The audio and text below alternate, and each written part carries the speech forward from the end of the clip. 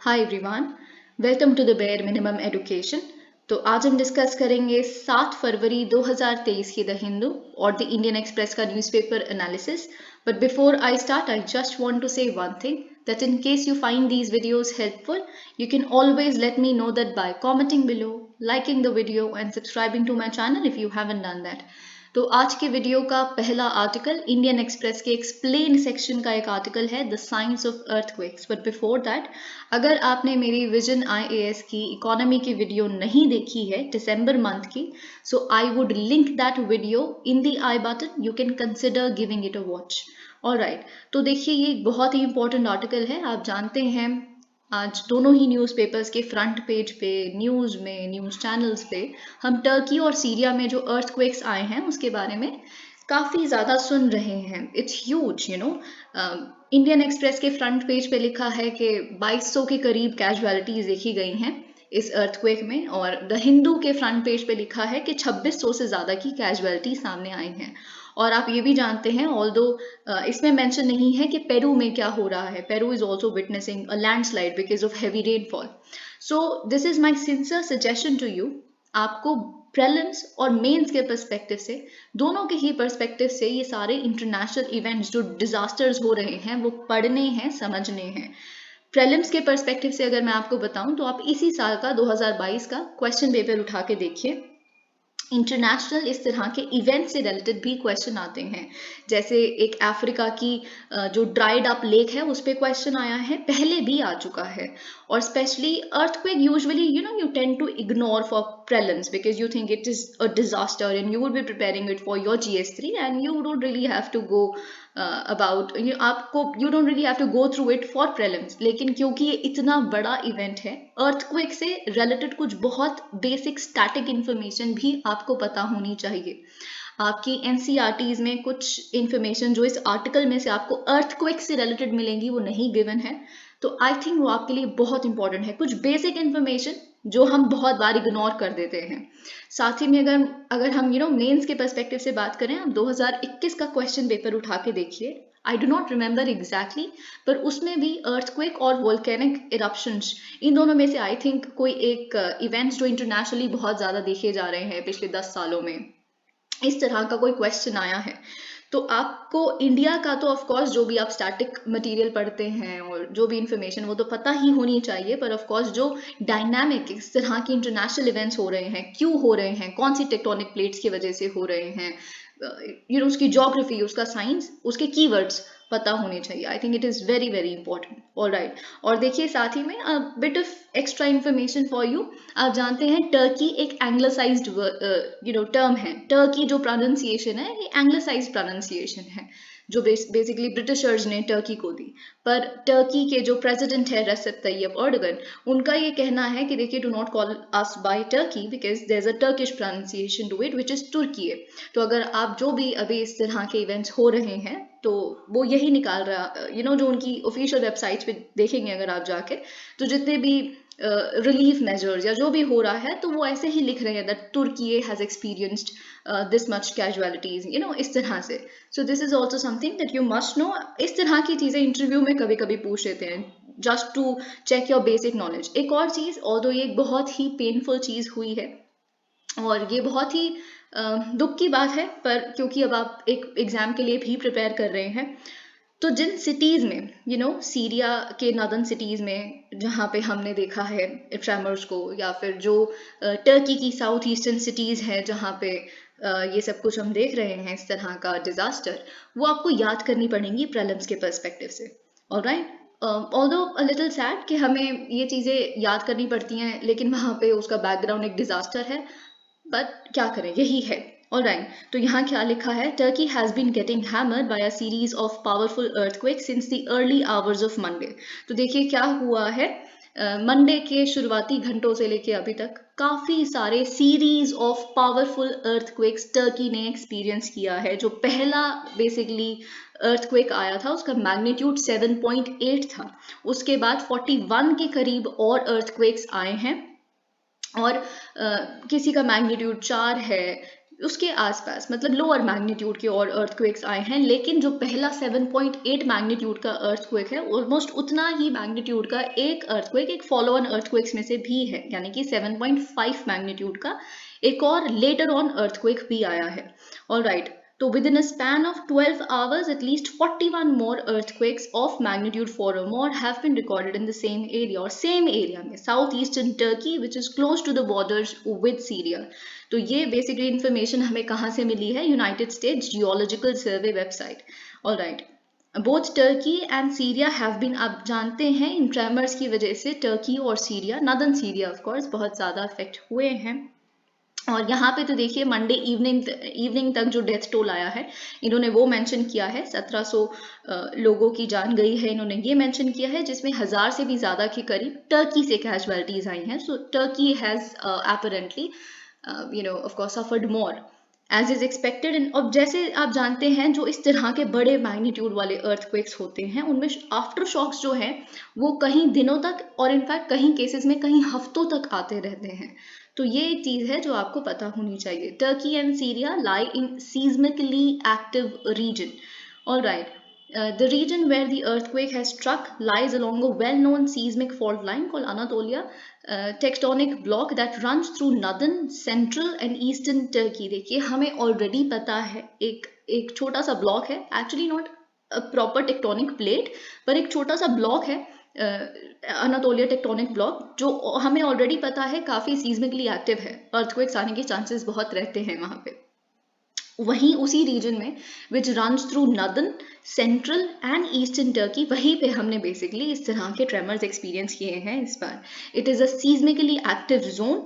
देखिए ये सीज्मिकली active zone है लेकिन उतना एक्टिव नहीं है जो हम हिमालयन रीजन में देखते हैं। Himalayan region is the most dangerous, it's one of the most dangerous region in the world अगर हम अर्थक्वेक के परस्पेक्टिव से देखें तो।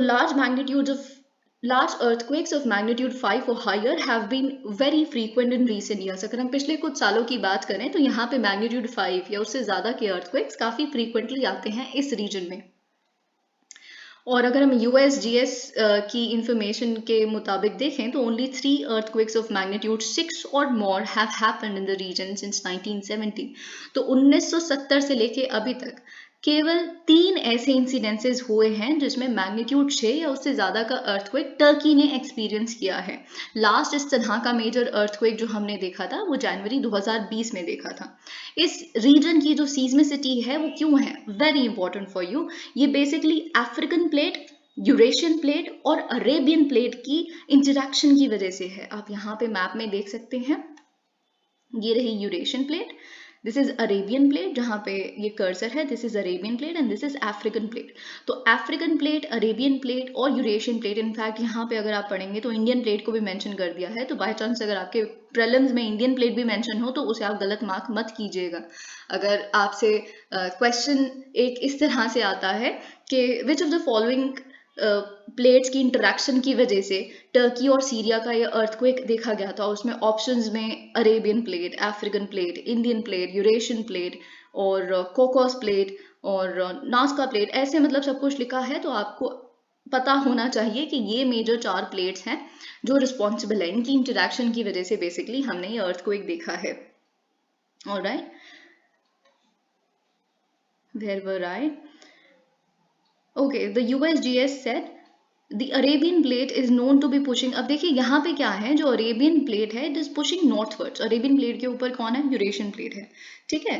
तो Arabian plate has been pushing northward which results in a slight westward movement for Anatolian plate, जहाँ पे Turkey located है। तो ये अगर ऊपर की तरफ पुश करता है, नॉर्थवर्ड पुश करता है, तो जो अनातोलियन प्लेट यहाँ पे है वो वेस्टवर्ड जाती रहती है। तो इस वजह से कहीं ना कहीं यहाँ इंटरेक्शन की वजह से मूवमेंट हो रही है स्लाइट, वो कंटिन्यूस। वैसे ही आप इंडिया के केस में भी जानते हैं, हिमालयन रीजन के केस में भी जानते हैं कैसे हिमालयन यंग माउंटेन्स हैं और कैसे इन plate, Eurasian plate, you know all of this right. तो आपको इंडिया का भी केस पता होना चाहिए बहुत डिटेल में। आपसे एक्सपेक्ट किया जाता है जब हम कह रहे हैं कि Himalayan region one of the most dangerous region है as far as earthquakes are concerned, so you must be knowing about it, all right? The USGS said Monday's earthquake happened around the near vertical fault line on the eastern Anatolian block, close to the Syrian border.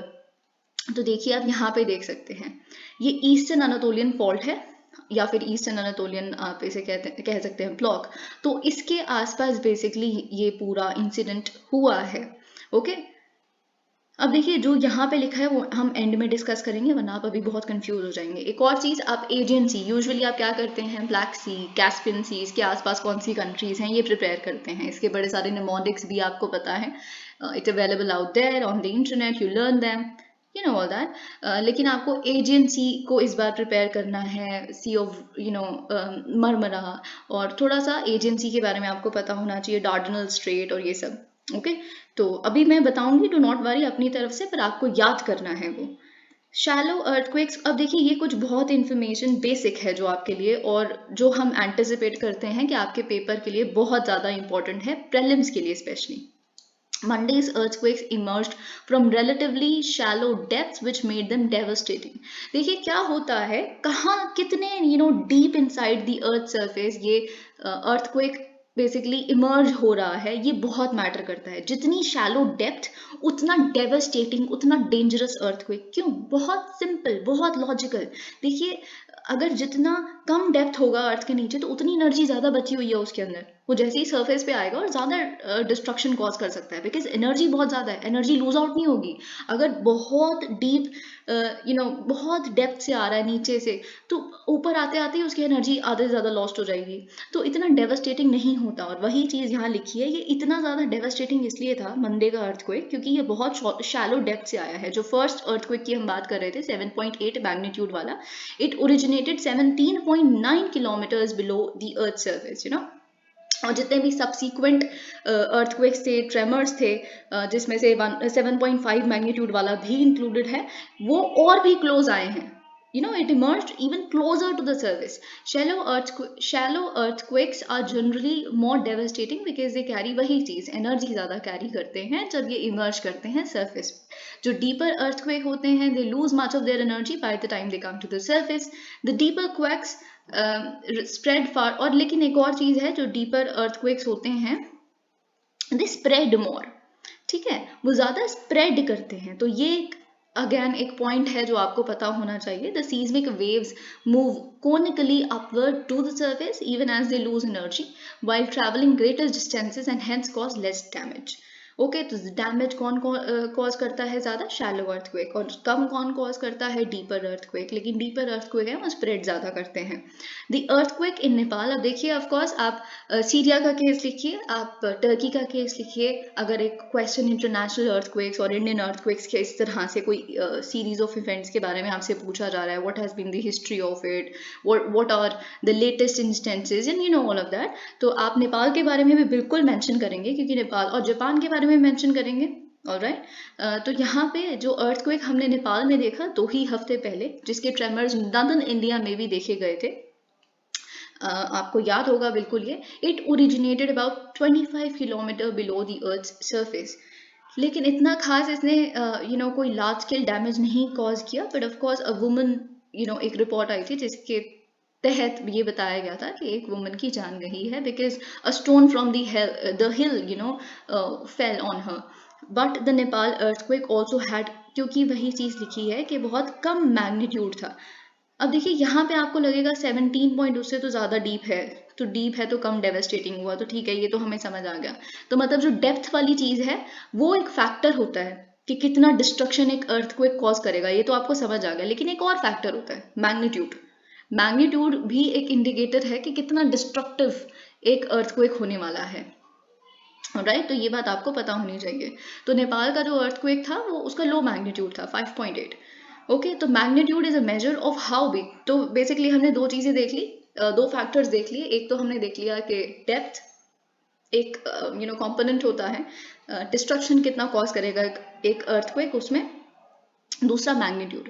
अब magnitude क्या होता है? It is a measure of how big the waves are, waves कितनी बड़ी हैं।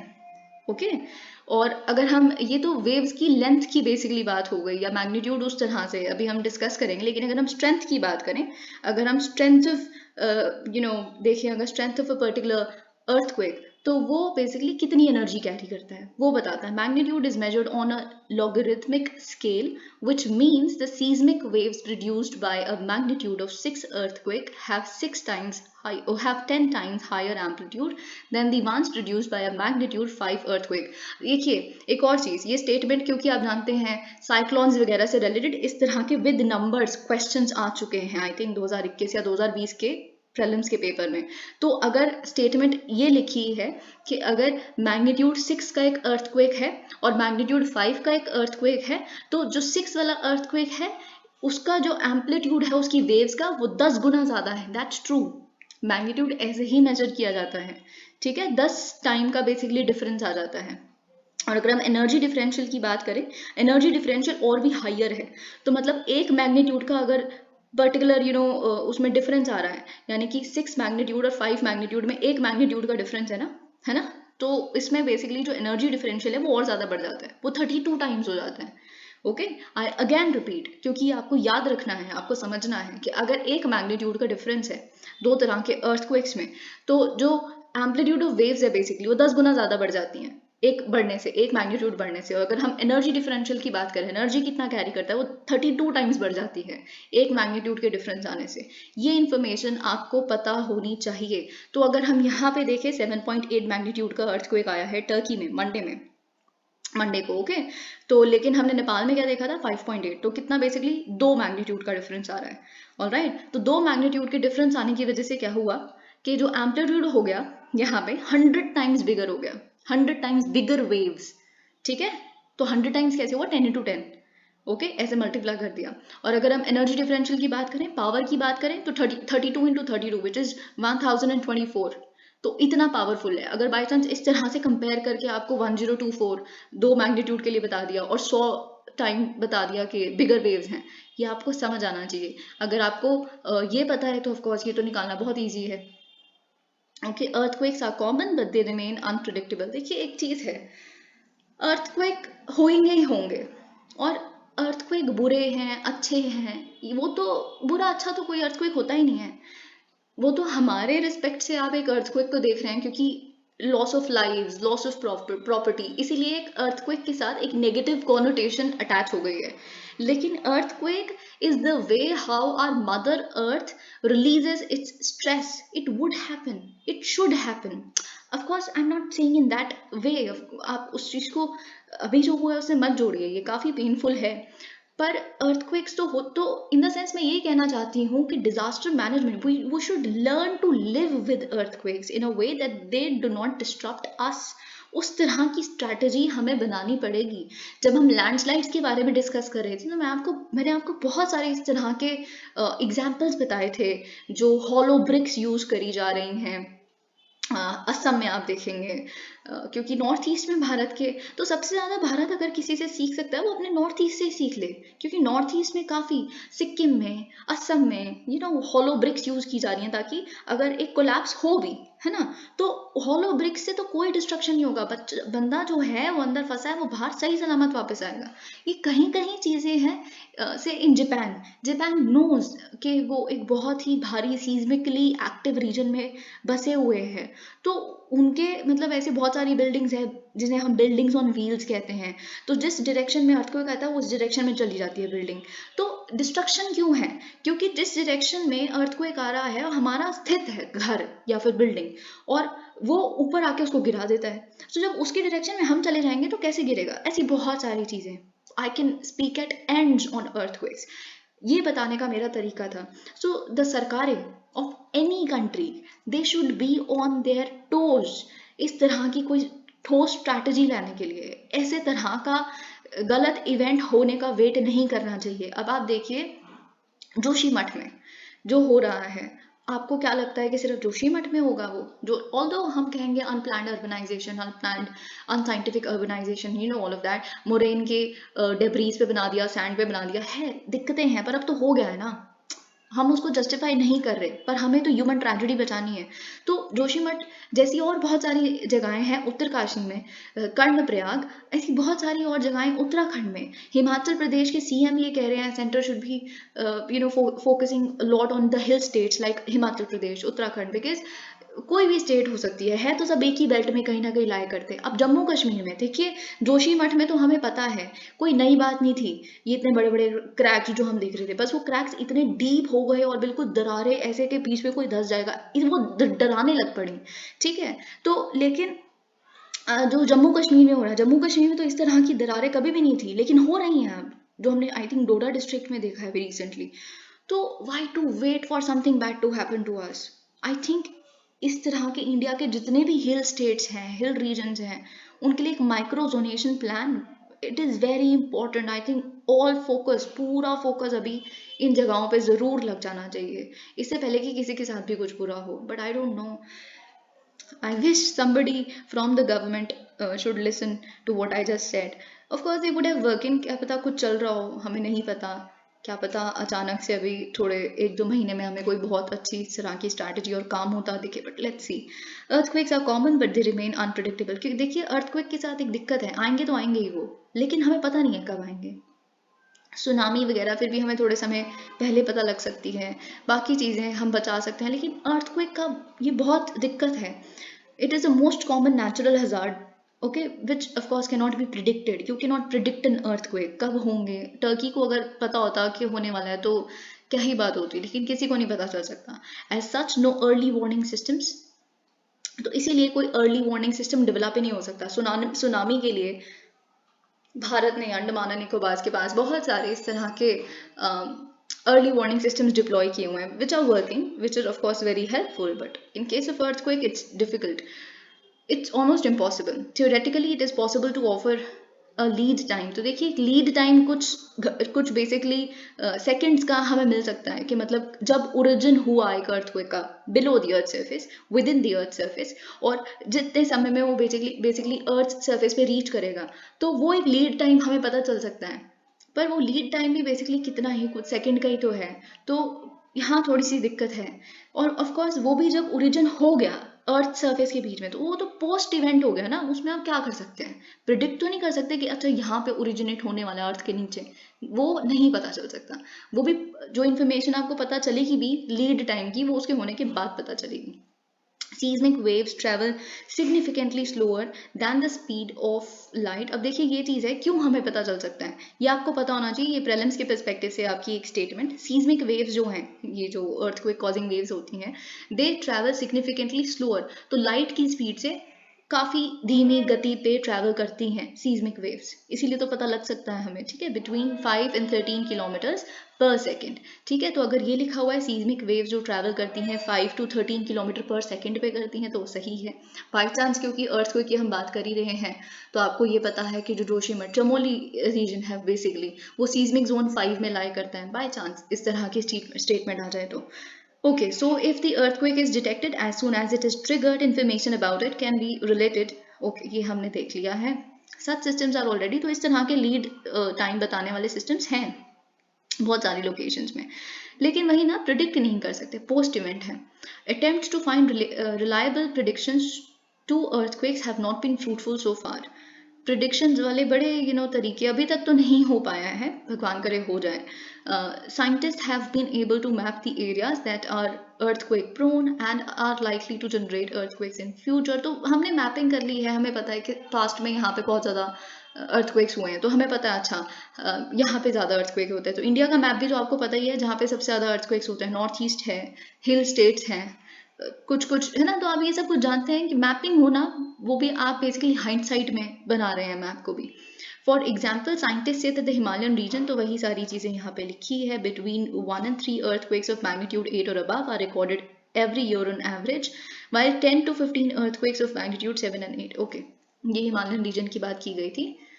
अब देखिए, हम ये सब कुछ देख लेते हैं जो यहाँ लिखा है, एरिया अफेक्टेड बाय अर्थक्वेक। तो ये जो अर्थक्वेक आया है, इसकी वजह से कौन सा एरिया अफेक्ट हुआ है, तो नूरदागी एरिया जो है बेसिकली, ये आपको पता होना चाहिए कि टर्की में, I might go wrong with the pronunciation of certain cities, please pattern me for that. Alright, यहाँ पे जैसे नूरदागी एरिया है सदर्न टर्की के गाजियनटेप प्रोविंस का, तो गाजियनटेप यू शुड बी नोइंग कि ये यहाँ पे क्योंकि अर्थक्वेक आया था।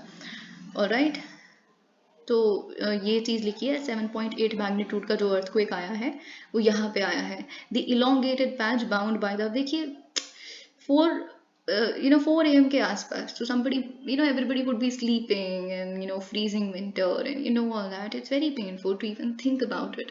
The elongated patch bound by the dark orange line is the area of most severe shaking. तो देखिए आप ये जो orange line देख रहे हैं, यहाँ पे सबसे ज़्यादा severe shaking हुई है. और जो इसके आसपास ग्रीनर लाइंस हैं, इसकी आउटर ग्रीनर लाइन जो है, यहाँ पे लाइटर शेकिंग हुई है, प्रोग्रेसिवली लाइटर. सेकेंड अर्थक्वेक जो 7.5 वाला था, ये कहाँ हुआ है? इसका एपिसेंटर है एकिनोजू में. एकिनोजू केहरामन मारस प्रोविंस में. सो दिस इज दैट. ओके, ये गेजिंटेप और ये आपको दोनों पता होना चाहिए, क्योंकि यहीं पे बेसिकली ये 80 किलोमीटर नॉर्थ में है ये वाला region. Turkey a hotbed of seismic activity. तो ये हम देख चुके हैं in the eastern Mediterranean region comprising Turkey, Syria and Jordan. तो देखिए कहीं कहीं जो इसके ट्रेमर्स फील हुए हैं वो सीरिया में फील हुए हैं. वो तो हमने देख ही लिया ट्रेमर्स, तो क्या वहाँ पे तो कैजुअलिटीज भी आई हैं, पर जॉर्डन में भी हमने कुछ कुछ ट्रेमर्स देखे हैं, साइप्रस में देखे हैं. तो ये भी आपको पता होना चाहिए. Are dominated by complex interaction. जब ये पूरे ईस्टर्न मेडिटेरेनियन रीजन में जो इस तरह की सीजमिसिटी होती है, वो किन के इंटरेक्शन की वजह से होती है? African plate, Arabian plate and Eurasian tectonic plates. और ऑफ कोर्स यहाँ पे अनातोलियन टेक्टोनिक ब्लॉक भी लाई करता है इसी के बीच में. ठीक है. डोमिनेंट स्ट्रक्चर्स आर, कौन कौन से डोमिनेंट स्ट्रक्चर्स है? रेड सी ड्रिफ्ट, रेड सी रिफ्ट. देखिए आप ये पढ़ते हैं अपने स्टैटिक पोर्शन में. ऐसा कहते हैं कि जैसे अगेन आपको पता है कि मिलते जुलते से फॉसिल्स मिले हैं साउथ अमेरिका और अफ्रीका में, तो क्योंकि एक समय पे कहते हैं फिर वो एक साथ हुआ करते होंगे, जुड़े हुए होंगे, क्योंकि ज्योग्राफी भी पजल बिल्कुल मैच करती हुई सी दिखती है. तो बीच में धीरे धीरे धीरे इतने सालों में वहाँ पे पानी आ गया, इतना बड़ा ओशन आ गया. तो वैसे ही रेड सी जो हम रिफ्ट देख रहे हैं, कहते हैं कि अफ्रीकन और अरेबियन प्लेट्स इतनी दूर हो जाएंगे कि बीच में इतना ज़्यादा पानी आ जाएगा, ओशन बन जाएगा आने वाले कुछ सालों में. तो वो यहाँ पे एक्टिव है. डेड सी ट्रांसफॉर्म यहाँ पे एक्टिव है. It's a major strike slip fault that also accommodates Africa Arabia relative motions. इसी के बीच में बेसिकली यहाँ पे होता है. अरेबियन प्लेट ज़्यादा नॉर्थवर्ड मूवमेंट कर रही है, ये कम कर रही है, तो इसके बीच में एक रिफ्ट है. ओके, तो ये सारी चीज़ें, नथिंग मच. यहाँ पे सिप्रियन आर्क भी है. तो बस यही सारी चीज़ें यहाँ पे लिखी हैं. ऑलराइट, अब देखिए हमें एक एडिटोरियल डिस्कस करना है, काफ़ी ब्रीफ एडिटोरियल. तो जैसे कि हम उस दिन डिस्कस कर रहे थे कि स्टॉप द अरेस्ट, जो अभी असम में चाइल्ड मैरिजेस से रिलेटेड वहाँ के चीफ मिनिस्टर ने भी कहा है कि मेरे दिल में कोई सिंपैथी नहीं है. हाउ विमेन आर प्रोटेस्टिंग, कि देखिए एक बात है, एक सिंपल सी बात है. आपके प्रीलिम्स के आपके मेंस के पर्सपेक्टिव से भी, या फिर आपके इंटरव्यू के भी पर्सपेक्टिव से आपसे पूछा जा सकता है, चाहे वो इलिसिट लिकर यानी कि हुट ट्रेजेडी जो बिहार के केस में हुई, चाहे वो जो हम आज यहाँ पे अरेस्ट देख रहे हैं, ये एक्सट्रीम स्टेप्स हैं?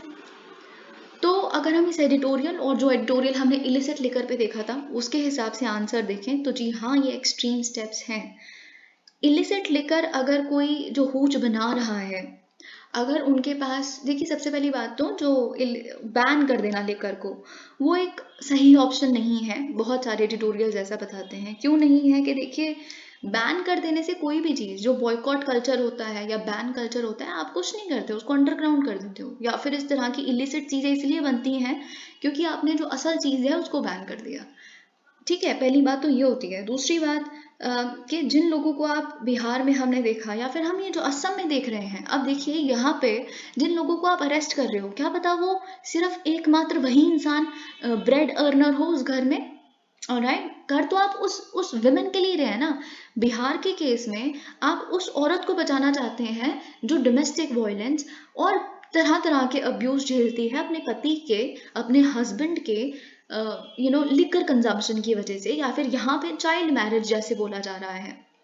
अब देखिए यहाँ पे क्या है, जैसे उस दिन हमने केस देखा था, एक 18 ईयर ओल्ड, वो खुद को बता रही थी, अब हमें नहीं पता, तो वो आई पुलिस स्टेशन और उनके हाथ में एक बच्चा भी था 6-7 महीने का.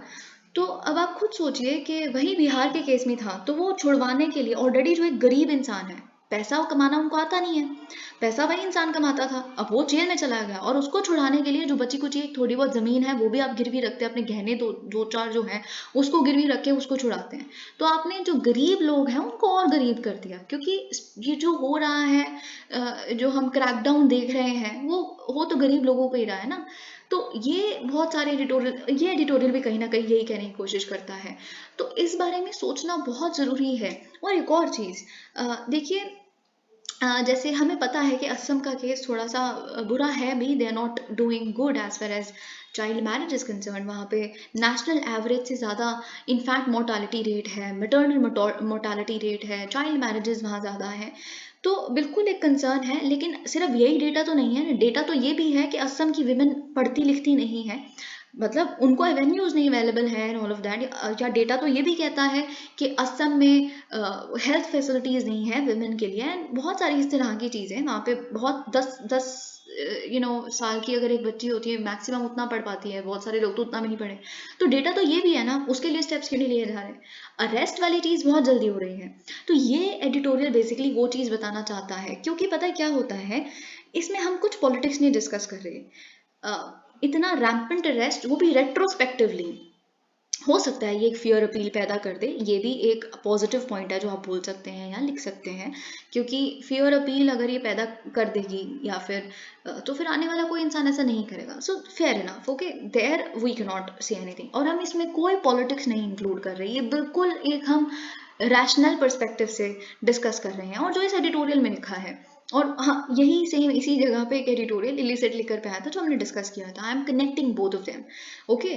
तो और साथ ही में वही चीज़ कि ना अरेस्ट करना, जैसे कि जो बेल का इशू है, द्रौपदी मुर्मू जी हमारी प्रेसिडेंट ने भी कहा कि bail is the rule, jail is an exception, है ना। तो खैर इसका तो कोई लिंक नहीं है, पर मैं आपको बस इतना बता रही हूँ कि अंडर ट्रायल्स इतने सारे क्यों हैं, जो जेल में है मैक्सिमम इनमेट्स अंडर ट्रायल्स क्यों हैं, क्योंकि उसकी रूट्स पे लाया करता है रैम्पेंट अरेस्ट्स, इतना जल्दी अरेस्ट कर लेना हर किसी को, तो वो कहीं ना कहीं ओवर क्राउडिंग हो रहा है। लोग कहते हैं, जैसे हमारी प्रेसिडेंट ने ही कहा, लोग कहते हैं कि और जेल बनाने चाहिए, पर हम तो एक प्रोग्रेसिव देश है ना, जो बने हुए जेल है उनको भी बंद कर देना चाहिए आने वाले टाइम में।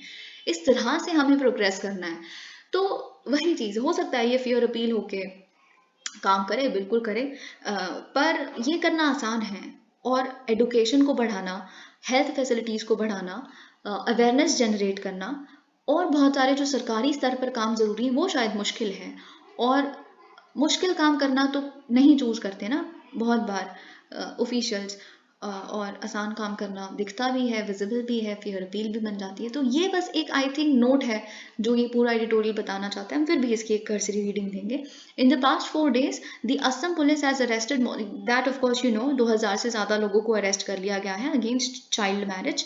Assam chief minister Himanta Biswa Sharma has situated the large scale crackdown in the context of the state's poor record। आप जानते हैं ये सब कुछ मैंने आपको बता दिया है कि they are not doing well, that's true। इसमें तो हम नहीं निगलेक्ट कर सकते ना। जो नेशनल फैमिली हेल्थ सर्वे 5 है उसका डेटा भी यही बताता है ना, the problem is very serious, क्योंकि 31 in 1000 children die before their first birthday. तो ये दिस इज़ ह्यूज। और सर्वे ये भी बताता है कि 32% विमेन जो है स्टेट की, they get married before legal minimum age. कितनी है? 18। ओके, तो वो चीज़। और नेशनल एवरेज अगर हम देखें तो 25% है, तो नेशनल एवरेज से भी बहुत ज़्यादा यहाँ पे लीगल एज से कम उम्र में लोग मैरी कर रहे हैं। तो ये तो कंसर्निंग है, इसको डील तो करना ही पड़ेगा, पर क्या आप तरीका अपनाते हैं वो मैटर करता है। और साथ ही में अभी रिसेंटली हमने काफ़ी क्रिटिसिज्म देखा था असम चीफ मिनिस्टर का, क्योंकि वही चीज़ मैंने आपको बताई थी। इस तरह के GS4 में बहुत क्वेश्चन आते हैं कि क्या स्टेट इंटरवीन कर सकती है पर्सनल लाइफ में, क्योंकि शर्मा जी ने ये कहा था कि जो विमेन है दे शुड गेट मैरिड, ना बहुत ज़्यादा पहले ना बहुत ज़्यादा बाद में। तो 22 से 30 साल की उम्र मेरे हिसाब से सही है। अगर आपने शादी नहीं की है तो फटाफट से शादी कर लो। तो ये मतलब फिर काफ़ी कंट्रोवर्शियल हो गया कि व्हाई शुड स्टेट गवर्नमेंट्स और chief ministers talking about it, why should they be talking about it, and this is our personal decision, हम 32 में करें मैरिज। तो ये काफ़ी छिड़ गया था। बट हम यहाँ पे जो डिस्कस कर रहे हैं, but wielding the POCSO and Prohibition of Child Marriage Act to criminalize men who have married minor girls, तो वही चीज़ कहीं जो है रेट्रोस्पेक्टिव, यानी कि कहीं लड़कों ने वहाँ पे करी होगी मैरिज 3-4 साल पहले, ऐसे ही तो बड़े सारे केसेस आए हैं जो प्रोटेस्ट कर रहे हैं, तो अब उनको अरेस्ट करना, दिस इज रॉन्ग। ये चीज़ यहाँ पे लिखी है, it will push the problem under the radar, वही चीज़, ये इससे प्रॉब्लम बढ़ती ही है बैन से, अरेस्ट से, and delay long term solutions, वही चीज़ लॉन्ग टर्म सोल्यूशंस के बारे में सोचना चाहिए, क्या इसकी रूट पे लाई करता है, हो रही है मोर्टालिटी रेट ज़्यादा है, चाइल्ड मैरिज ज़्यादा हो रही है, तो इसकी रूट्स पे क्या है, पावर्टी को हटाने की बात कीजिए ना, लाइवलीहुड मैकेनिज्म्स दीजिए, लाइवलीहुड अपॉर्चुनिटीज़ दीजिए, डिसएम्पावरमेंट ऑफ वुमेन हो रहा है। अगर हम असम की बात करें, एडिक्वेट हेल्थ केयर फैसिलिटी नहीं है, डिलीवरी फैसिलिटीज़ नहीं है असम में, तो इसीलिए मोर्टालिटी रेट भी तो ज़्यादा हो सकता है। सिर्फ यही थोड़ा ना कि चाइल्ड मैरिज की वजह से, ऑल्दो बहुत एक डायरेक्ट लिंक है चाइल्ड मैरिज और इन्फैंट मोर्टालिटी और मैटरनल मोर्टालिटी में, क्योंकि आप वेट वगैरह जानते हैं, डिफर करता है। The Assam government must stop the arrests immediately. The NFHS 5 data show that Assam is behind the national average. वही चीज़, तो अगर एक डेटा आपने ये देख लिया तो ये भी तो डेटा देखना पड़ेगा, क्योंकि आप नेशनल एवरेज से पीछे बड़ी और चीज़ों में है, फिर तो उसको भी आप, जैसे वहाँ पे child delivery in health care facility हो ही नहीं, बहुत ही कम हेल्थ केयर फैसिलिटी हैं जो इस तरह की गाइनिशियन गाइडेड deliveries जहाँ पे हो. They also show that Assam is underperforming on several indices of women's empowerment. Empowerment भी तो नहीं है, तो वहाँ पे सेल्फ हेल्प ग्रुप्स क्यों नहीं बना रहे आप? वो भी तो बना सकते हैं, क्योंकि एक बारी किसी इंसान को, किसी लड़की को जब पॉलिटिकल और इकोनॉमिक एम्पावरमेंट मिल जाती है ना, तो फिर वो, उसको कोई नहीं दबा सकता, कोई भी नहीं। चाइल्ड मैरिज तो दूर की बात है, वो डिसीजन मेकिंग में भी उससे जब उसके ओपिनियंस पूछे जाते हैं तो वहाँ से सेल्फ एस्टीम आती है, वहाँ से चीज़ें ठीक होनी शुरू होती हैं। Okay, close to 1/5 of the women, तो वही सारी चीज़ें यहाँ पे लिखी हैं। और साथ ही में डेटा भी ये चीज़ बता सकती है कि अगर कोई एक कम पढ़ी लिखी लड़की है तो वो ज़्यादा चाइल्ड मैरिज हो रही है और ज़्यादा जल्दी चाइल्ड रेयरिंग शुरू कर देती है, और ज़्यादा पढ़ी लिखी 4% ही ऐसी विमेन है इस एज ग्रुप की 15 to 19 जो चाइल्ड मतलब बच्चा पैदा करने की सोचती है। तो एडुकेशन का एक बहुत डायरेक्ट यहाँ पे लिंक है, तो वो भी हमारे लिए देखना बहुत ज़रूरी है। अब देखिए एक और एग्जाम्पल आपके लिए, in Gujarat Hillary announces $50 million climate resilience fund. This is huge, क्योंकि ये क्लाइमेट रेजिलियंस फंड आपके लिए एक एग्जाम्पल है, क्योंकि ये क्लाइमेट रेजिलियंस फंड जो है वो वुमेन के लिए है। Clinton's climate resilience fund for women, जैसे कि आप यहाँ पे देख सकते हैं, $50 million वर्थ। ओके, तो जिसमें बेसिकली ये बड़ी सारी ऑर्गेनाइजेशंस हैं, रॉकफेलर फाउंडेशन और साथ ही में जो क्लिंटन ऑर्गेनाइजेशन है, ये सब कुछ वगैरह मिलके बेसिकली सेवा के साथ, आप जानते हैं Ela Bhatt basically she passed away very recently, and सेवा को आप जानते हैं, सेल्फ एम्प्लॉयड वुमेन्स एसोसिएशन। तो वही चीज़ जो मैं आपको बता रही थी, कितने लोगों को, कितनी वुमेन को सेल्फ एम्प्लॉय करके हेल्प किया है सेवा ने, उनको आवाज़ दी है, और कहाँ आज इनके प्रोडक्ट्स एक्सपोर्ट होते हैं। So this is huge. Okay, तो अब इनके साथ मिलके बेसिकली ये climate resilience fund for women, देखिए क्या है कि जैसे ये सॉल्ट बना रहे हैं कच्छ रीजन में, है ना, यहाँ पे वुमेन, तो ये इन्होंने यहाँ पे ट्रैवल किया हिलेरी क्लिंटन ने। तो अब देखिए क्या होगा कि जो वुमेन है वो, गर्मी ज़्यादा है, हीट वेव्स बहुत ज़्यादा हो रही है, गर्मी पहले से भी ज़्यादा पड़ रही है, तो इतनी गर्मी में भी खून पसीना बहा के वो बनाना पहले ईजी हो सकता था, अब ज़्यादा है।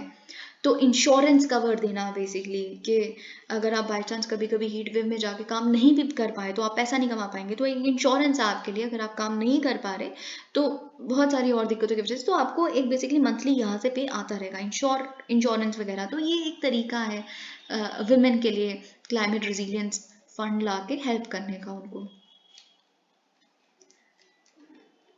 अब देखिए ये जो हम आर्टिकल डिस्कस करने वाले हैं, almost every day we are discussing something on Russia and India in Indian Express, because Indian Express has kept its eyes बहुत एकदम गड़ा के रखा हुआ है कि कैसे इंडिया और रशिया के ट्रेड की पेमेंट कैसे होगी।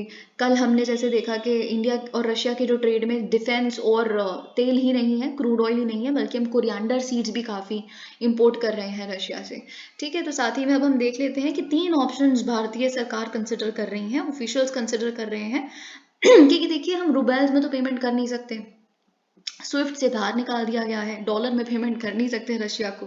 तो हमें कुछ तो सोचना पड़ेगा, क्योंकि हमने बहुत सारे वेपन्स खरीद लिए हैं, डिलीवर कर दिए हैं रशिया ने, ₹28,000 वर्थ। अब इसको पे तो करना है, उनको भी तो अपना देश चलाना है, उनको तो और ज़रूरत है इस समय पैसे की। तो ऑफ कोर्स हमने तीन यहाँ पे बात की जा रही है, तीन ऑप्शंस की। एक ऑप्शन तो ये है कि हम या तो चाइनीज युआन में, थर्ड करेंसी में पे कर दें, या फिर हम यूएई की दिरहम में।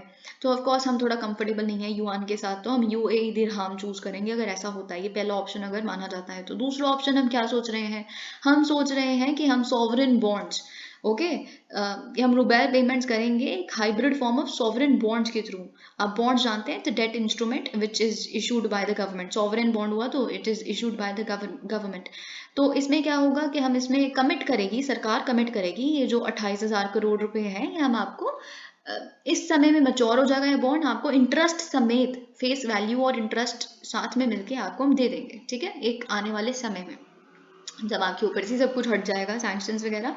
तीसरा ऑप्शन क्या है, तीसरा ऑप्शन ये है कि a third option okay being discussed is to offer some stakes to Russia in government owned enterprises। तो सरकार के, हमारे सरकार के जो enterprises हैं, कंपनीज हैं, रशिया को उसमें स्टेक दे देना, और जो जितना भी स्टेक वो लेंगी, फॉर एग्जांपल इक्विटी या शेयर जितने भी उनके पास होंगे, तो वो आने वाले समय में उसे लिक्विडेट कर सकते हैं, बेच सकते हैं, और जो पैसा आएगा वो रशिया को चला जाएगा।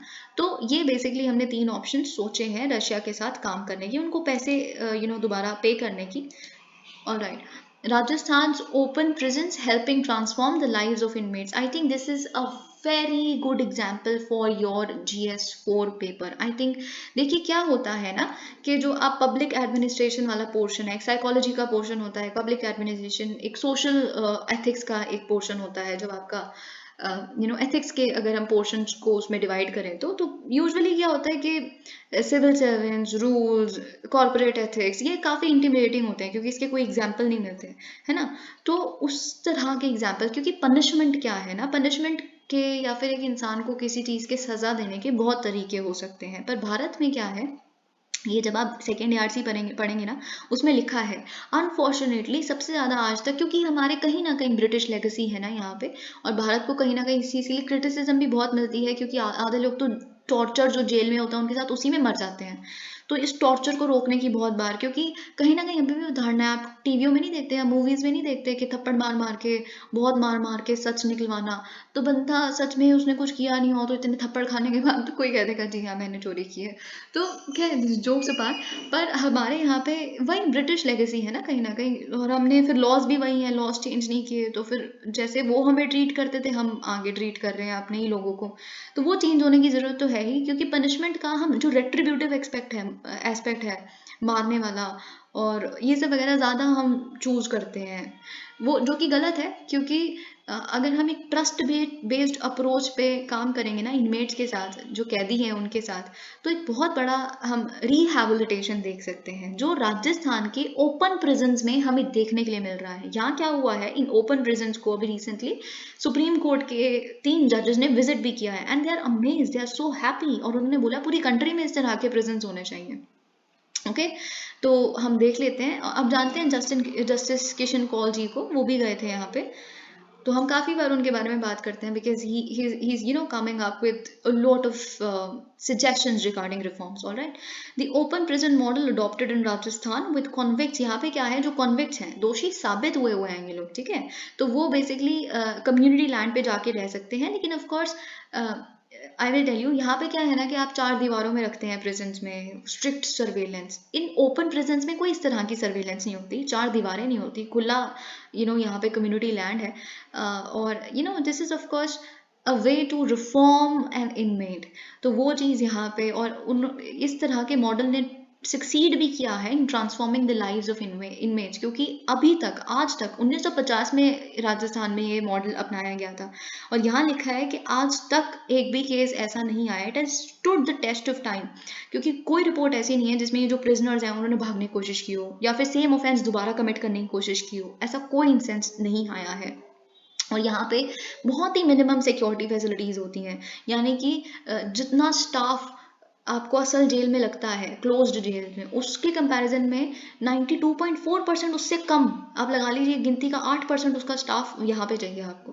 तो एक्चुअली और साथ ही में कॉस्ट भी कम है क्लोज जेल्स के कंपैरिजन में, पर प्रिजनर पर मंथ मतलब बेसिकली केवल 500 रुपये लगते हैं। तो I think this is a very good model. तो यहाँ पे हम देख लेते हैं क्या रूल्स हैं राजस्थान के। Prisoners who have served 1/3 of their sentences, तो आपने अब जो भी जितने साल की भी आपको सज़ा मिली है, अगर 1/3 आप उसको कर चुके हैं, भुगत चुके हैं, तो आप एलिजिबल हैं कि आप ओपन जेल्स में शिफ्ट किए जा सकते हैं। Rajasthan prisoners open air camp rules of 1972 ये बताते हैं। और साथ ही में जो सेंट्रल और डिस्ट्रिक्ट जेल्स के इनमेट्स हैं जिनका अच्छा ट्रैक रिकॉर्ड है अच्छे कंडक्ट का, वो भी बार बार आइडेंटिफाई किए जाते हैं और फिर उनको ओपन प्रिजन्स में शिफ्ट किया जाता है, जहाँ पे वो अपने इमीडिएट फैमिली मेम्बर्स के साथ रह सकते हैं। They earn their livelihoods, they are given those employment opportunities, so it is a trust based concept. Okay, तो एक बहुत ही अच्छा कॉन्सेप्ट है ये। ऑफ कोर्स जैसे कि मैंने आपको बताया 1950s के करीब ये शुरुआत हुई थी इसकी, तो वही चीज़ यहाँ पे लिखी है, ये सब कुछ हम देख चुके हैं।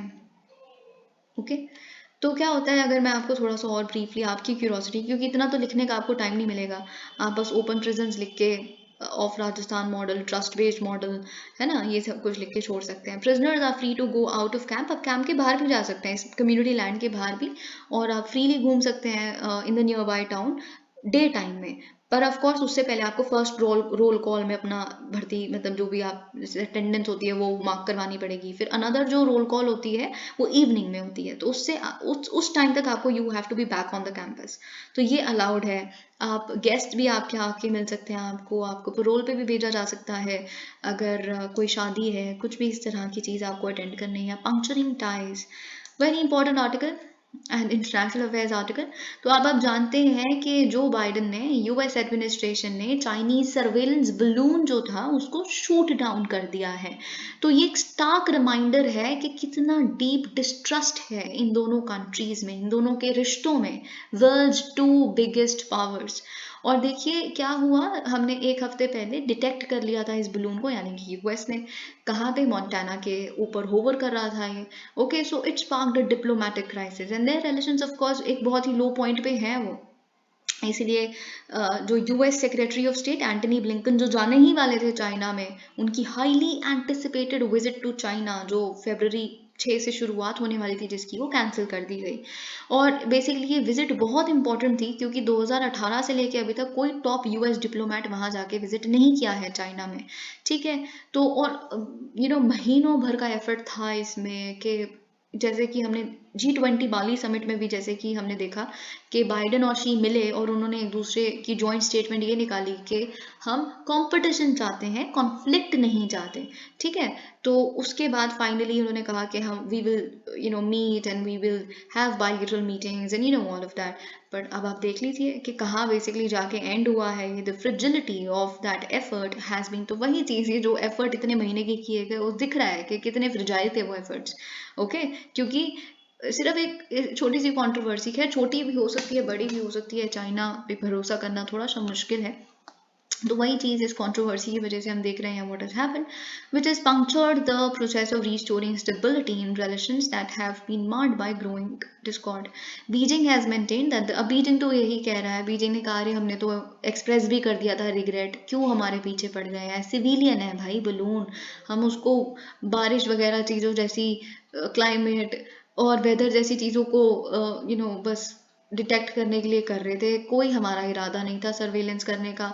वो वेस्टर्लीज की वजह से अपने कोर्स से ड्रिफ्ट हो गया थोड़ा सा, बोल तो दिया, सॉरी कितनी बारी बोले। It also slammed the move to, और फिर ऑफकोर्स लेकिन उसके बाद जब यूएस ने शूट डाउन कर दिया उसको, तो उन्होंने बोला आप ओवर रिएक्ट कर रहे हो यार, come on be mature. The US has seen, देखिए चाइना के हिसाब से सब ओवर रिएक्ट ही कर रहे होते हैं। चाइना ने गलवान क्लैश करा आके भारत में, चाइना ने तवांग क्राइसिस किया हमारे यहाँ आके, China is been doing so much.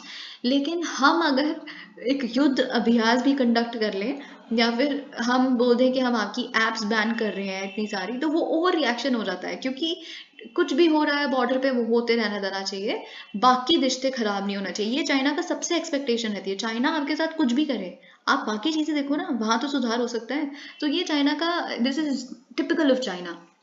It also slammed the move to shoot it down as an overreaction. The US has seen the deployment of what it called a surveillance balloon on the eve of, वही चीज आपने just before Blinken visit करने वाले थे आपने ऐसा किया, तो आपने कहीं ना कहीं प्रोवोकेट किया है. This is a grave provocation. आपने मजबूर किया है यूएस को ये शूट डाउन करने में. तो और आप चाहते ही नहीं है बेसिकली कि वो विजिट करें.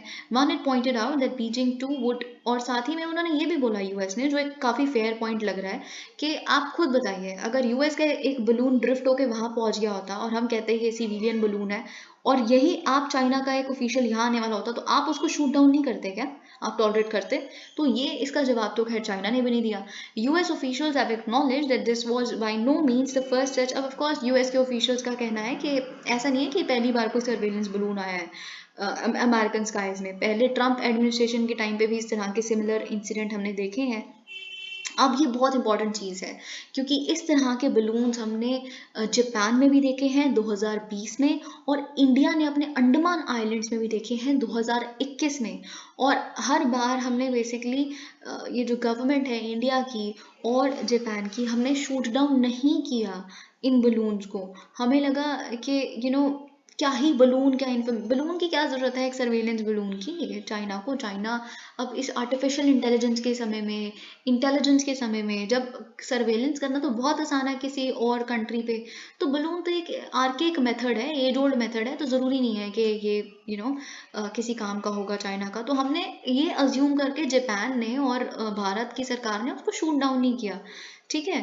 तो पर यहाँ पे अब ये लिखा है इस एडिटोरियल में कि न्यू दिल्ली और टोक्यो को अब रीअसेस करना पड़ेगा कि हमने सही किया भी था उसको शूट डाउन ना करके और उसको इग्नोर करके. So how we actually handled such intrusions, और हम इसको आगे कैसे फ्यूचर में कैसे हैंडल करेंगे, ये अब हमें यूएस के इस इंसिडेंट के बाद रीअसेस करना पड़ेगा. Beijing for its part would do well. अब देखिए जापान भी कर देगा स्ट्राइक डाउन या शूट डाउन, क्योंकि जापान काफ़ी एक्सप्लिसिटली कह रहा है कि हमें खतरा है चाइना की वजह से, हम अपना मिलिट्री एक्सपेंडिचर बढ़ाएंगे 2% of GDP and all of that. जिस कंट्री ने खुद पे अपनाया हुआ था, इम्पोज किया हुआ था, सेल्फ इम्पोज्ड जो उनका पीस क्लॉज है आर्टिकल 9 ऑफ देयर कॉन्स्टिट्यूशन, वो कंट्री मजबूर हो गई है कि वो मिलिट्री एक्सपेंडिचर करेगी, बढ़ाएगी इतना ज़्यादा. तो आई थिंक अगर if this happens to Japan they would also do it. But India is very smart and we always believe in the method of dialogue, and so we don't know what we would do. क्योंकि हम US पे इतना भरोसा करते नहीं, ये ditch कर देते हैं सबको. Beijing for its part would do well to reconsider the benefits and cost of what appears to be a new and provocative tool for intelligence gathering. It is conceivable that Biden administration, अब देखिए पहले तो Biden भी नहीं कर रहे थे ना शूट डाउन, ये तो इनकी क्रिटिसिज्म बहुत हो गई कि अब वीक सरकार है एंड ऑल ऑफ दैट.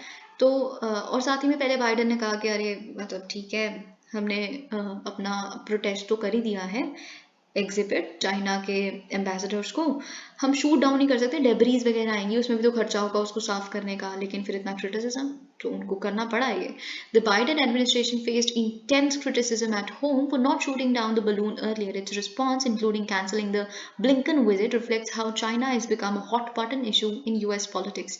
वही चीज़ ट्रंप देखिए, अब ट्रंप बार बार चाइना के खिलाफ बोल बोल के Chinese conspiracy theory, and they were takers to it. India also somewhere believed in Chinese conspiracy theory की ये जो बेसिकली इतना बड़ा हम पैंडेमिक देख रहे हैं, कहीं ना कहीं चाइना की नेग्लिजेंस की वजह से, और जो उनका लैब लीक हुआ ये सब वगैरह, मतलब देखिए हमने साथ नहीं दिया क्योंकि इंडिया बेफालतू किसी कंट्री को प्रोवोकेट नहीं करना चाहता, हम शांत रहते हैं, कुछ बोलते नहीं फालतू किसी को. पर हमने भी एक बारी को बोल ही दिया WHO को कि देखिए अगर ट्रंप जो कह रहा है ठीक है वो नहीं है, लेकिन एक इन्वेस्टिगेशन करवाने में क्या ही चला जाएगा, नहीं है तो अगर आ जाएगा सामने. तो आई होप यू अंडरस्टैंड कि यूएस की पॉलिटिक्स में चाइना एक हॉट बटन इशू है. ओके. तो यही चीज़ यहाँ पे पता चल रही है, क्योंकि अगर बाइडेन ये नहीं करता शूट डाउन, तो ट्रंप जो फोररनर है इलेक्शंस का, तो वो इस चीज़ को एक पॉलिटिकल इशू बना देता, कैंपेनिंग इशू बना देता. ओके. और आप जानते हैं कि वहाँ के लोग जब मजबूर कर रहे हैं एक प्रेसिडेंट को एक्शन लेने से, तो वहाँ के लोग वोट भी तो उसको करेंगे ना, तो चाइना के खिलाफ बहुत ज़्यादा बोलेगा. This development has constrained how a key relationship is managed. In 2001, the US and China were able.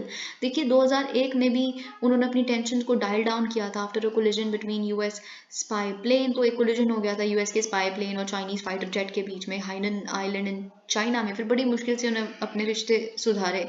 तो क्या इस तरह का क्राइसिस अब दोबारा हम देख रहे हैं, तो क्या होगा क्या नहीं होगा, बड़ी सारी और चीज़ें चल रही हैं। ताइवान के ऊपर ये लोग डिफरेंट हैं, diplomatically they are not good. सबसे बड़ी बात तो सबसे बड़ी इकोनॉमी बन जाएगी चाइना, यही बहुत बड़ा दुख है यूएस को। तो ऑफ कोर्स क्रिटिसिज्म तो आएगा ही। So let's see what happens. Russian envoy calls for normalization of India-China relations. Now what is this? यहाँ पे क्या लिखा है कि जो रशियन एम्बेसडर हैं टू इंडिया, उन्होंने कहा है कि देखिए जितनी जल्दी इंडिया चाइना का जो रिलेशंस हैं वो नॉर्मलाइज हो जाए, द बेटर इट इज़, है ना। उनके लिए भी अच्छा है, पूरे संसार के लिए अच्छा है। पाकिस्तान पे इन्होंने क्या कहा है? पाकिस्तान पे इन्होंने कहा है कि देखिए हम वैसे इनके साथ अपनी डिफेंस डील्स करने वाले थे, पर हमें पता है कि India is not happy with that, so हम नहीं कर रहे अब इनके साथ कोई इस तरह की डिफेंस डील्स वगैरह। और इन्होंने एक्नॉलेज किया है कि इंडिया रशिया के जो टाइज हैं they have also been under stress for some time in terms of economic ties. Okay, और ये सारी चीज़ें यहाँ पे लिखी हैं।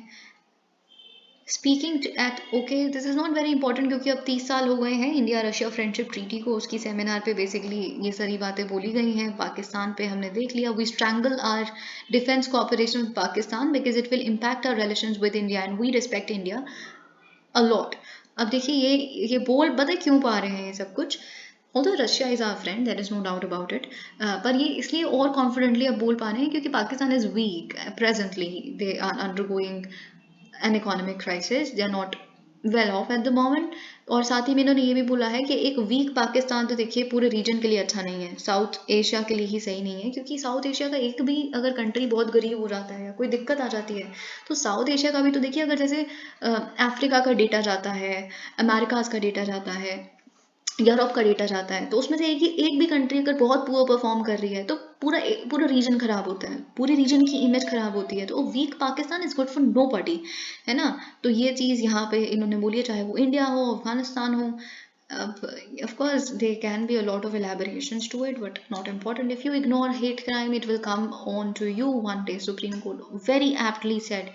देखिए यही चीज़ हेट क्राइम पे अगर कोई क्वेश्चन आ जाता है तो आप you can even start with it, okay. इस तरह का कुछ जो जस्टिस के.एम. जोसेफ ने कहा है कि अभी क्या होता है, किसी और के साथ हो रहा होता है ना, हमें लगता है अरे उनका मैटर है, हमको क्या लेना देना, हो रहा है हेट स्पीच बोल रहे हैं उनके पर्टिकुलर कम्युनिटी के खिलाफ तो बोलते रहे।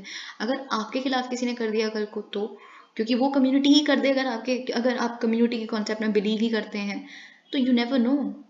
इसके साथ इसको कर्ब करना बहुत ज़रूरी है, it is a concern, okay. The state and society can not ignore. अब देखिए जस्टिस जो के.एम. जोसेफ हैं वो थोड़ा सा जो सरकार है उनको डांट रहे हैं कि why have you done nothing about it. I would read it, okay? It's very aptly written. The state and society cannot ignore hate crime. तो ना ही सरकार और ना ही सोसाइटी इग्नोर कर सकती है हेट क्राइम को एक भी दिन के लिए, क्योंकि वो एक दिन आपके भी दरवाजे पे आके नॉक कर सकती है। आपके साथ भी वही हो सकता है जो किसी और के साथ हो रहा है, अगर क्योंकि आप इग्नोर करेंगे तो वही चीज़ देखिए आपके साथ भी हो सकता है। और तब तक तो आपकी अगर किसी बहुत लव्ड वन की जान चली गई इस हेट के चक्कर में किसी दिन, तो ये चीज़ इन्होंने कही है। अब किस केस में कही है? एक हियरिंग हो रही थी, एक case of 62 year old Muslim man जिनको अटैक किया गया था एक स्क्रू ड्राइवर द्वारा by a group of man in Noida 2021 में। और देखिए पुलिस ने इनकी केस भी रजिस्टर किया है 2023 में, तो 2 साल का गैप यहाँ पे आ गया है। Justice Joseph said that there is no space for crime. वही चीज़ इन्होंने बोला कि देखिए crime on the basis of religion, इसकी तो एक सेक्युलर कंट्री में कोई जगह ही नहीं होनी चाहिए। ये तो ऑब्लिगेशन है स्टेट की to protect a person respective of religion और क्रीड। तो अगर पुलिस कोई नेग्लिजेंस दिखा रही है तो ये गलत है, okay. But if you have a climate which fosters hate, लेकिन अगर आपका क्लाइमेट ही ऐसा है कि वो और बढ़ावा देता है हेट को, और आप डिस्करेज नहीं करते हेट क्राइम्स को, और बल्कि काइंड ऑफ इनकरेज कर देते हैं इसको, तो इट बिकम्स वेरी सीरियस। तो ये चीज़ जस्टिस जोसेफ ने कही है। और उन्होंने बोला है कि सोल्यूशन बेसिकली तभी होगा जब आप पहले एक्नॉलेज करें, पहले तो आप बोल दें ना कि हाँ ऐसे प्रॉब्लम भी एग्जिस्ट करती है। जब आप कहते हैं ऐसी प्रॉब्लम है ही नहीं है कोई, तो फिर कहाँ से सोल्यूशन आएगा? ये नॉर्मली ये बात कह रहे हैं, चाहे वो माइनॉरिटी हो मेजॉरिटी हो, किसी के साथ भी कुछ भी सकता है। और माइनॉरिटी मेजॉरिटी दोनों है तो इंसान, है ना, और दोनों के पास सेम ही राइट्स हैं। वो चीज़ उन्होंने बोली है। और यही उन्होंने बोला है कि भारत की खूबसूरती यही है कि आप अपने भगवान को, अगर आप भगवान में बिलीव करते हैं, नहीं भी करते तो वो भी अलाउड है, ऐसा नहीं है कि सबको थीस्ट होना ही है, पर अगर आप भगवान को किसी भी तरह से इमेजिन करते हैं, उनको पूजते हैं, अलाउड है आपको। और यही डिफरेंस है एक थियोक्रेटिक स्टेट में और एक सेक्युलर कंट्री में। ओके, और this is exactly what we are proud for इस कंट्री की वजह से। Naval LCA lands on Vikrant, first aeroplane to touch down. And of course this is very important, आपको ये पता होना चाहिए कि एक मेजर माइलस्टोन हमने अचीव किया है, क्योंकि इंडिजिनस लाइट कॉम्बैट एयरक्राफ्ट का नेवल वर्जन उसने लैंड किया है हमारे फर्स्ट इंडिजिनस एयरक्राफ्ट कैरियर पे, INS विक्रांत पे। Of course very important, a major feat. और उसके बाद फिर एक और लैंडिंग हुई है और टेक ऑफ हुई है by a twin engine MiG-29K fighter jet. Okay, this was it. हम INS विक्रांत बहुत डिटेल में पहले भी देख चुके हैं। Now this is very important, India Canada FMs discuss Indo Pacific cooperation trade. Now why is this important? Because India और Canada के जो रिश्ते हैं, जो रिसेंटली इमर्जिंग या रिसर्जिंग कहूँगी मैं इसे, खालिस्तानी मूवमेंट की वजह से जो इतना आप टेंशन देख रहे हैं, पंजाब रीजन का लॉ एंड ऑर्डर बर्बाद होता दिख रहा है, और कैसे कनाडा में, UK में, स्पेशली कनाडा की अगर हम बात करें तो कनाडा में कैसे खालिस्तानी रेफरेंडम हुआ है गुरपतवंत सिंह पन्नू जी द्वारा, सिक्स फॉर जस्टिस के जो लीडर हैं।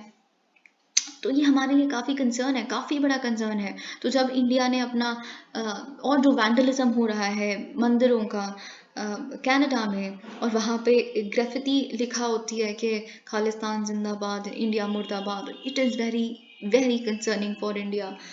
और ये मांग के खालिस्तान होना चाहिए with Shimla as its capital, this is insane. Okay, और ये एक बहुत बड़ा कंसर्न है, इंटरनल सिक्योरिटी कंसर्न है। तो हमने जब कनाडा को बोला कि देखिए, जिसमें 10 लाख लोग उन्होंने वोटिंग किया इस रेफरेंडम में, हमारे लिए बहुत कंसर्न है, इंटरनल सिक्योरिटी कंसर्न है हमारे लिए, you must be doing something about it. तो जस्टिन ट्रूडो ने कहा कि देखिए, हम freedom of speech and expression में बिलीव करते हैं, आप जो कर रहे हैं अपने हिसाब से वो करें, हम तो नहीं करवा रहे ना, बस इतनी से आप खुश रहिए। तो ये freedom of speech and expression के डिस्गाइज में हर चीज़ को अलाउ कर देना, और फिर आप इंडिया को ये कह रहे हैं कि इंडिया सेंट्रलिटी पे लाई करता है हमारी इंडो पैसिफिक स्ट्रैटेजी। पहली बात तो कनाडा की तरफ से इंडो पैसिफिक स्ट्रैटेजी आना ही बड़ी अलग सी बात थी, क्योंकि Canada usually does not come up with security strategies and all of that. It is a pacifist nation, it talks about climate change, it talks about women empowerment, it talks about liberalism, it rarely talks about security, defence and all that। तो वही एक बहुत बड़ी बात थी। You see the shift in the mood off the Nations in this entire world, यही हो रहा है। तो Indo Pacific without the word Indo in it, there can not be any Indo Pacific strategy of any country whatsoever. So of course India would lie at the centrality of Indo Pacific cooperation. और जब हमारा diaspora इतना ज़्यादा है Canada में, तो स्वाभाविक सी बात है कनाडा का हमारे साथ एक बॉनहोमी है, हो सकती है, अभी मतलब रिश्ते डिप्लोमेटिक लेवल पे ख़राब होने की बात अलग है। तो ये चीज़, लेकिन अब इन्होंने क्योंकि इंडो पैसिफिक ये अपनी स्ट्रैटेजी लेके ही आए हैं, तो कहीं ना कहीं उनको हमारे इस सिक्योरिटी कंसर्न को भी मद्देनज़र रखना पड़ेगा, ये हमारी उम्मीद है। ठीक है, पर यहाँ हम देख लेते हैं क्या हुआ है। Indo Pacific cooperation and trade were at the top of agenda. तो Canadian foreign minister, external affairs minister S Jaishankar, उन्होंने बातचीत की है, और वही चीज़ें इस तरह के खालिस्तान वाली बात तो इसमें इमर्ज नहीं हुई है, पर हमने और भी चीज़ें बात की है, जैसे इंडो पैसिफिक के बारे में हमने यूक्रेन डिस्कस किया है, यूनाइटेड नेशंस में कॉपरेशन के बारे में डिस्कस किया है। हम उम्मीद रखते हैं 2023 एक गेम चेंजर होगा इंडिया कनाडा रिश्तों के लिए, साथ ही में क्योंकि वो भी वही इंडो पैसिफिक में बिलीव करते हैं जिसमें हम करते हैं, free, open and inclusive. Okay, हम ट्रेड में एक्सपेक्ट कर रहे हैं कि हम एक्टा साइन कर लेंगे, अर्ली प्रोग्रेस ट्रेड अग्रीमेंट। हम चाहते हैं बहुत सारी हम हाई लेवल मीटिंग्स इस साल कंडक्ट करें। So we are very hopeful कि चीज़ें अच्छी हों। Okay, India is growing energy demand offers investment opportunities PM। तो देखिए क्या है, जो हमने सेलिब्रेट किया है इंडिया एनर्जी वीक 2023, ये this is India's first comprehensive energy event covering the entire value chain in its year of G20 presidency. It is designed to ensure energy security, affordability, accessibility, according to Mr. Puri, Hardeep Singh Puri ji के हिसाब से, this is exactly what IEW is for. Okay, तो basically PM Modi ने क्या कहा है कि देखिए, भारत की एनर्जी डिमांड बहुत बढ़ने वाली है। हमने ये चीज़ कल भी डिस्कस की थी, क्योंकि पॉपुलेशन बढ़ रही है। हम उन एडवांस्ड कंट्रीज़ की तरह नहीं है जहाँ पे बड़ा इजी है, कह दो जी क्या है जो अभी फॉसिल फ्यूल से आ रहा है वो कल को रिन्यूएबल एनर्जी से आ जाएगा, क्योंकि आपकी डिमांड नहीं बढ़ रही ना। अब यहाँ पॉपुलेशन बढ़ रही है तो डिमांड बढ़ रही है, तो डिमांड जो परसेंटेज से बढ़ रही है वो सारा परसेंटेज रिन्यूएबल एनर्जी से लाना तो ऑलमोस्ट इम्पॉसिबल है। वो भी तब जब रिन्यूएबल एनर्जी की स्टोरेज के लिए लिथियम चाहिए और उसकी सप्लाई बहुत कम है। बहुत सारे ऐसे कॉस्ट कंस्ट्रेंट्स हैं, सप्लाई कंस्ट्रेंट्स हैं, अ लॉट ऑफ थिंग, है ना। तो वही चीज़ यहाँ लिखी है, लेकिन of course keeping that aside, क्योंकि भारत में एनर्जी डिमांड बढ़ने वाली है तो it will be 11% of the global demand. अभी 5% है, लेकिन आने वाले समय में 11% of the global demand, energy demand Bharat से आएगी। तो ऑफ कोर्स फिर इन्वेस्टमेंट अपॉर्चुनिटीज़ बहुत हैं, बहुत लोग एनर्जी सेक्टर में आके इन्वेस्ट कर सकते हैं हाइड्रोजन, ग्रीन हाइड्रोजन बनाने में and all of that. Thank you so much, please like the video.